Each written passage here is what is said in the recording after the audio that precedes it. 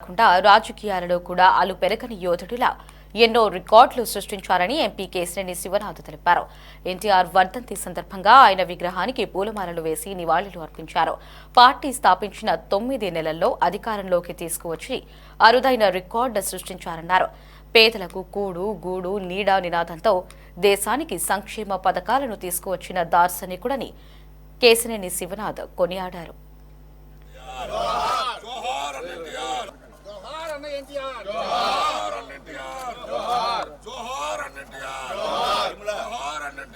ఆంధ్రుల అభిమాన నటుడు, అంతేకాకుండా విశ్వవిఖ్యాత నట సార్వభౌమ నందమూరి తారక రామారావు గారు రాజకీయాల్లో కూడా అలుపెరగని యోధుల్లాగా ఎన్నో రికార్డులు సృష్టించిన నందమూరి తారక రామారావు గారు మా ఆరాధ్య దైవం.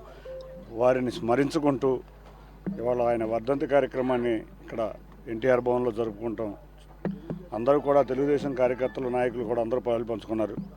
ముందుగా వారిని ఏ రంగంలో అయినా రికార్డులు సృష్టించడంలో ఆయనే సాటి.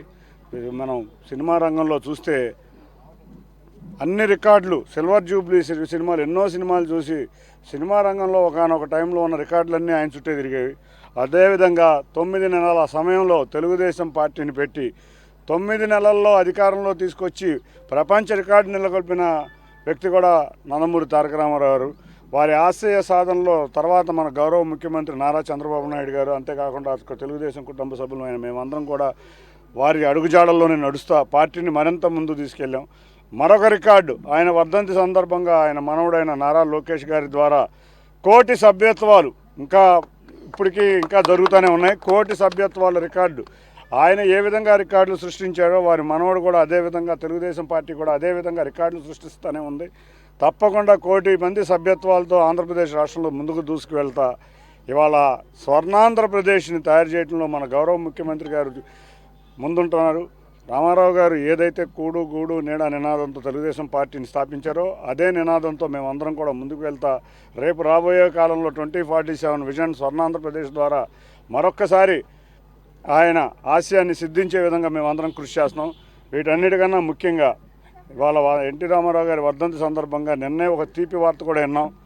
విశాఖ ఉక్కు ప్రైవేటీకరణ జరగటం లేదు.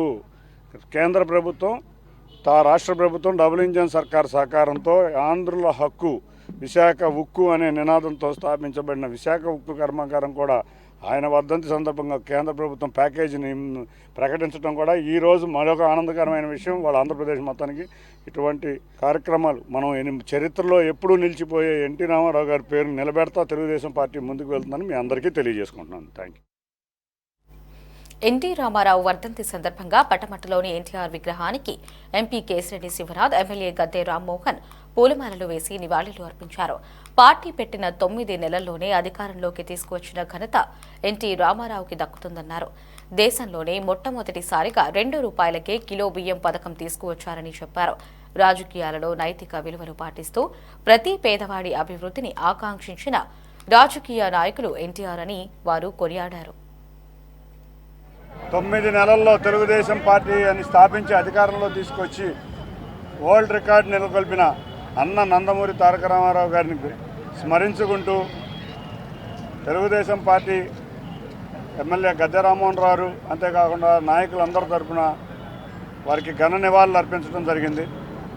ఒక్కటే, ఆయన జీవితం ఒక రైతు కుటుంబంగా ప్రారంభమై మద్రాసులో సినీ రంగంలో ఉన్న రికార్డులన్నీ ఆయనే బద్దలు కొట్టారు. చూస్తే ఒకనొక సమయంలో అన్ని చిత్రాలు కూడా సిల్వర్ జూబ్లీ, అంటే మొగటం లేని మహారాజు, సినిమా రంగంలోనే మొగటం లేని మహారాజుగా, అదేవిధంగా రాజకీయ రంగంలో కూడా ఎన్నో రికార్డులు సృష్టించి రాజకీయ రంగంలో కూడా ఢిల్లీని సైతం గజగజలాడించిన మా వ్యవస్థాపక అధ్యక్షులు నందమూరి తారక రామారావు గారు, వారి తెలుగుదేశం పార్టీ గూడు నీడ నినాదంతో స్థాపించిన వారి యొక్క నినాదంతో తెలుగుదేశం పార్టీ స్థాపించబడింది. తదుపరి గౌరవ ముఖ్యమంత్రి నారా చంద్రబాబు నాయుడు గారి ఆధ్వర్యంలో తెలుగుదేశం పార్టీ అదేవిధంగా కొనసాగుతా రేపు 2047లో స్వర్ణాంధ్రప్రదేశ్ సాధన దిశగా ప్రయాణిస్తున్నాం. ప్రతి ఒక్క పేదవాడి ఇళ్ళు కూడు గూడ నీడ నినాదంతో ప్రారంభమైన ఇదే పార్టీ వారి మనవడు నారా లోకేష్ గారి ఆధ్వర్యంలో మరొక రికార్డు, ఆయన ఏ విధంగా రికార్డులు సృష్టించారో ఈయన కూడా అదేవిధంగా 1 కోటి సభ్యత్వాలు పెన్షన్ ఆ రోజున 35 రూపాయలతో మొదలైన పెన్షన్ ఈ రోజున 4,000 రూపాయలు ఈ రాష్ట్రంలో తీసుకుంటా ఉన్నారంటే అది వృద్ధాప్య పెన్షన్ కావచ్చు, వితంతు పెన్షన్ కావచ్చు, వికలాంగుల పెన్షన్ అయితే 6,000 రూపాయలు, డిసీజ్ వచ్చిన వాళ్ళు అది కిడ్నీ కానీ క్యాన్సర్ కానీ డిసీజ్ వచ్చిన వాళ్ళకి 15,000 రూపాయలు, బెడ్ రిడిన వాళ్ళకి 15,000 రూపాయలు, జబ్బు చేసిన వాళ్ళకి 10,000 రూపాయలు, ఈ విధంగా ఇవాళ పెన్షన్లు తీసుకోగలుగుతున్నారంటే ఆ రోజున నందమూరి తారక రామారావు ప్రవేశపెట్టిన 35 రూపాయల పెన్షన్స్కి. అది కూడా ఆంధ్ర రాష్ట్రంలోనే మొట్టమొదట ప్రారంభించడం జరిగింది. దాని తర్వాత అన్ని రాష్ట్రాల్లో కూడా దాని యొక్క ప్రభావం అన్ని రాష్ట్రాల మీద పడి ప్రతి ఒక్క ముఖ్యమంత్రి కూడా దాన్ని చేపట్టే స్థితికి, దానితో పాటు పక్కా గృహ నిర్మాణం అనేది మొదలైంది ఆంధ్ర రాష్ట్రంలో. నందమూరి తారక రామారావు ముఖ్యమంత్రి అయిన తర్వాత ఆయన చేతుల మీద పక్కా గృహ నిర్మాణం. అంతకుముందు ఇందిరాగాంధీ గారు 2 వాసాలు. బడుగు బలహీన వర్గాల కోసం ఎన్టీఆర్ టీడీపీ పార్టీ స్థాపించారని, వారికి రాజకీయ అవకాశం ఇచ్చి ప్రోత్సహించారని టీడీపీ నేత బుద్దా వెంకన్న తెలిపారు. ఎన్టీఆర్ విధానాలను చంద్రబాబు ముందుకు తీసుకువెళ్లారని కొనియాడారు. ఎన్టీఆర్ కు వారసుడు చంద్రబాబు అయితే ఆయనకు వారసుడు లోకేష్ అన్నారు. స్త్రీలకు ఆస్తిలో సమాన హక్కును ఎన్టీఆర్ తీసుకువచ్చారని బుద్దా వెంకన్న గుర్తు చేశారు.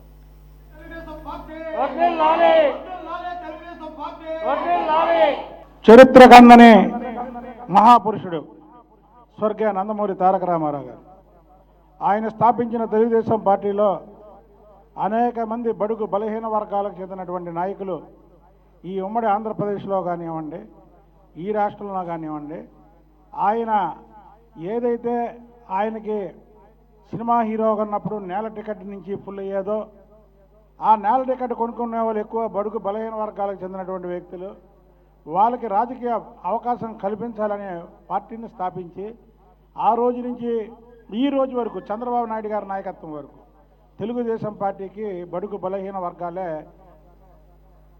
ఆయువు పట్టాయి. అలాంటి తెలుగుదేశం పార్టీకి చంద్రబాబు నాయుడు గారు ఏకైక వారసుడు. చంద్రబాబు నాయుడు గారి తర్వాత లోకేష్ బాబు గారు వారసుడు. అన్న నందమూరి తారక రామారావు గారు ఈ విషయాలన్నీ గుర్తించి ఎప్పుడో ఆయన ఎవరు తీసుకురానటువంటి చట్టాన్ని తీసుకొచ్చారు. స్త్రీలకి సమాన హక్కు అంటే మనకి 4 పిల్లలుంటే ఆడ మగ పిల్లలుంటే